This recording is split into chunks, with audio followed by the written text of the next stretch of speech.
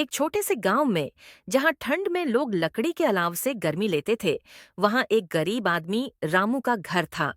रामू के पास कुछ खास नहीं था, लेकिन उसके घर के पास एक पुराना और विशाल पेड़ था।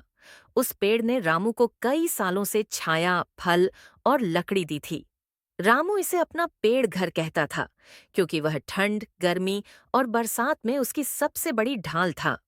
इस साल ठंड असामान्य रूप से तीव्र थी।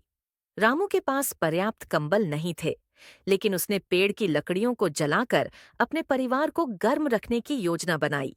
हालांकि उसने पेड़ को नुकसान पहुंचाने से हमेशा बचने की कोशिश की। पेड़ उसकी जिंदगी का अभिन्न हिस्सा था। गांव के बाकी लोग रामू के पेड़ की ओर लालच भरी निगाहों से देखते थे।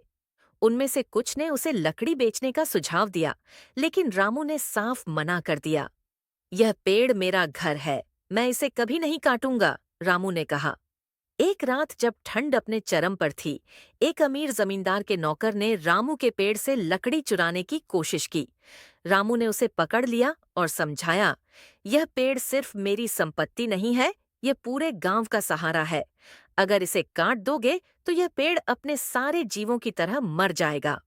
रामू की बातों से गांव के लोग प्रभावित हुए। वे समझ गए कि रामू का पेड़ केवल उसकी मदद नहीं कर रहा था, बल्कि वह पक्षियों, गिलहरियों और यहाँ तक कि गांव के पर्यावरण के लिए भी जरूरी था। गांव वालों ने मिलकर रामू की मदद करने की ठानी।